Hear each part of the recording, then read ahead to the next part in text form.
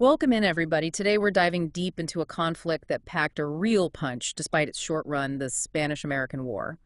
We'll be using clips from the American History Hit podcast to guide us.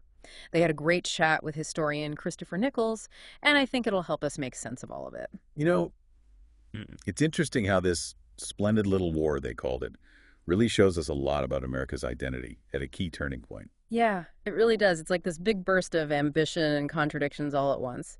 What I find interesting is this idea that America felt this urge to prove themselves to the world. Yeah.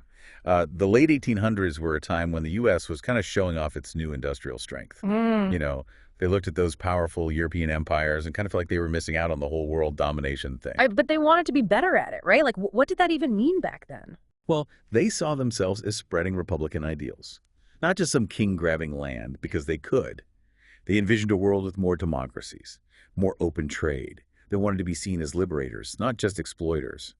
But of course, the reality on the ground was often a different story. Oh, totally. It's that tension between their ideals and their actions that makes this whole period so fascinating, especially when you consider what was happening back home, like racial segregation in the military itself. I mean, how do you reconcile fighting for freedom abroad while denying it to your own citizens? Exactly. And that internal struggle plays directly into how they viewed war itself. You might be surprised to learn that some folks, like Teddy Roosevelt, actually wanted to pick a fight with Germany. They saw Spain as a bit of a pushover compared to Germany. Wow, I never knew that. So it wasn't just about Cuba, it was about flexing their muscles, making a statement to the world. Absolutely. And to really understand the situation, we need to look at Cuba and their long struggle for freedom from Spain. That struggle really struck a chord with Americans. It tapped into their own revolutionary past and ideals of self-determination. Right. But weren't lease papers also stirring things up? Didn't they play a big role in shaping public opinion about the whole thing? Oh, absolutely. That's where the yellow press comes in. Yeah. Think of it like today's clickbait headlines, but Yeah. even more dramatic. They were masters of sensationalism, often portraying Spanish brutality in vivid, sometimes exaggerated detail. So you had genuine sympathy for the Cuban people mixed with this media-driven frenzy that was getting everyone riled up for war. Exactly. They painted this picture of a feminized Cuba being oppressed by a cruel Spain. It played on American ideas of manhood and this need to protect the weaker nation. And then you have the incident that really lit the fuse, the explosion of the USS Maine in Havana Harbor. Hold on, if President McKinley really wanted to avoid war, why send the Maine there in the first place? Wasn't that a risky move? You've hit on a key point there. The Maine was there to protect American interests, but its destruction, killing over 200 sailors, was immediately blamed on Spain. Whether that was accurate is still debated, but the impact was undeniable. Public outcry surged, making it nearly impossible for McKinley to resist the pressure for war. It's amazing how a single event, shrouded in mystery, can totally change the course of history. It really is. But even as war seemed inevitable, the U.S. Congress tried to make their intentions clear with something called the Teller Amendment. The Teller Amendment, what's that all about? Well, it basically stated that the U.S. had no intention of colonizing Cuba after they won. It was their way of telling the world, and maybe even themselves, that they weren't in it for territorial gain. Just good old-fashioned liberation, you know? Right, trying to maintain that image of liberators, not conquerors. But that seems like it would be a tough act to keep up, especially with all the pressure of actually fighting a war. It was. Especially when you consider the state of Spanish politics at the time. The U.S. was having a hard time finding reliable people to negotiate with because there was so much chaos in the Spanish government. So even as they were preparing for war, they were caught in this complex dance, trying to balance their ambition for global power with this image of themselves as defenders of freedom. And this tension, this gap between what they said and what they ended up doing, becomes even more apparent when you look at the actual battlefield. You're absolutely right. The conflict played out in four main areas: the Philippines, Guam, Puerto Rico, and of course Cuba. And each of those theaters had its own challenges and surprises, which really showed both America's military strengths and also how unprepared they were for a large-scale conflict. Let's start with one of the most decisive battles. Manila Bay in the Philippines, Commodore Dewey just crushed the Spanish fleet there. Right. It totally shocked even European powers to see this relatively new nation make such a bold move. It really put America on the map as a force to be reckoned with on a global scale. But it also raised a new problem. How do you occupy and manage a territory thousands of miles away? Yeah, I can see how that would be a major headache, and I bet it wasn't the only one they faced. Right. You're right. Logistically, it was a nightmare. The U.S. military struggled to get troops where they needed to be, supply them, and keep them healthy. In fact, many soldiers died from diseases and inadequate supplies. It really showed this gap between their ambition and their level of preparedness. So they're learning some tough lessons about the realities of global conflict. This brings us to Cuba and what has to be one of the most famous moments of the war, the Battle of San Juan Hill. Ah, yes. The Rough Riders and Teddy Roosevelt charging up the hill, it's legendary. A true symbol of American bravery and grit. You can't help but picture him charging up that hill, can you? So much energy, so much daring. But it wasn't just a one-man show, right? Right. The battle also highlights the diversity within the American forces themselves. One of the most fascinating things about this battle is the presence of the Buffalo Soldiers, African American troops fighting for recognition, even though segregation was widespread. It's incredible to think of these soldiers fighting for their country while facing discrimination within their own ranks. Their participation really underscores the deep social contradictions happening in America at the time. These soldiers wanted to prove their valor and patriotism, but they were still fighting within a segregated military structure. It makes you realize that this splendid little war, as they called it, had all these layers of complexity, and that complexity gets even weirder when you look at an event that happened in Manila, the mock battle. Ah, yes. That's one for the history books, for sure. Basically, American and Spanish forces put on a fake battle to let the Spanish surrender to the U.S. instead of to the Filipino revolutionaries. Wait, a fake battle? Seriously? Yep, they literally choreographed this whole thing so the Spanish wouldn't be humiliated by surrendering to the Filipinos. It's a Yeah. wild story that really shows the racial dynamics of the time. Wow, that's just wild. I never knew about that. Tell me more. Why would they even do that? It seems almost funny, but it speaks volumes about the racial hierarchies that existed. The defeated Spanish would rather surrender to white Americans than acknowledge the Filipino rebels fighting for their own independence. That's a pretty damning indictment of their mindset. And it foreshadows the troubled relationship between the U.S. and the Philippines, doesn't it? Absolutely. This mock battle set the stage for years of resentment and distrust, and ultimately led to a bloody fight for Philippine independence. This splendid little war had a long tail with consequences that stretched far beyond the immediate conflict. It's a powerful reminder that history isn't neat and tidy. Actions have consequences, and sometimes they ripple outward in ways we can't predict. Exactly. And that's something we'll see even more clearly as we delve into the aftermath of the war and its impact on both Spain and the United States. Stay tuned. Yeah, it really shows us that even a short war can have these long and messy consequences. And speaking of messy, what about Spain? They lost a huge chunk of their empire. What happened back home after the defeat? It's easy to just focus on the American side of things. But yeah, Spain must have gone through some serious soul searching after that. It was a time of national reckoning, that's for sure.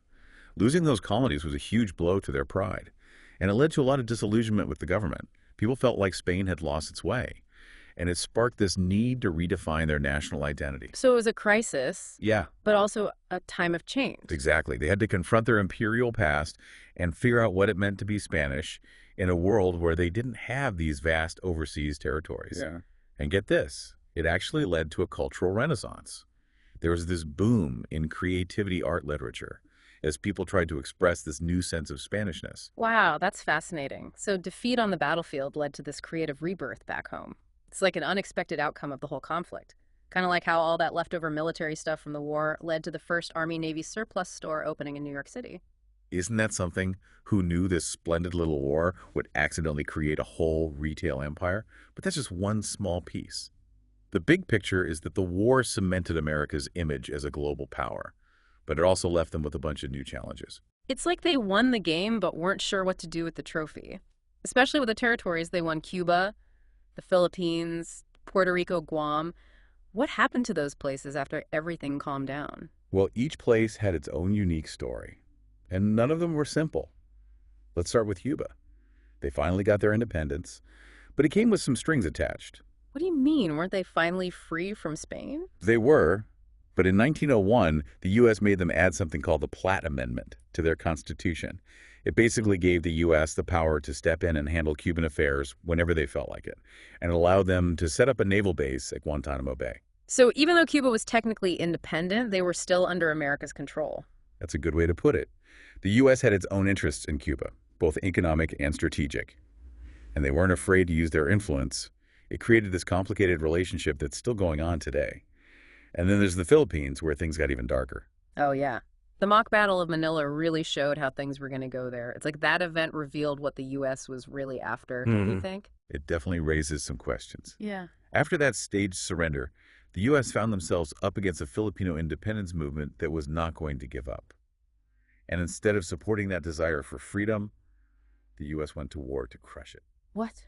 So the U.S. fought a war to stop a country from getting its independence after supposedly fighting a war to liberate another country. It's unbelievable. It's a stark example of how wanting an empire can clash with those grand ideas of freedom and self-determination. Hmm. And it wasn't a small conflict either. This war dragged on for years, and it had a terrible impact on the Philippines. How bad did it get? Hundreds of thousands of Filipinos died in the conflict. Hmm. It really damaged the relationship between the two countries.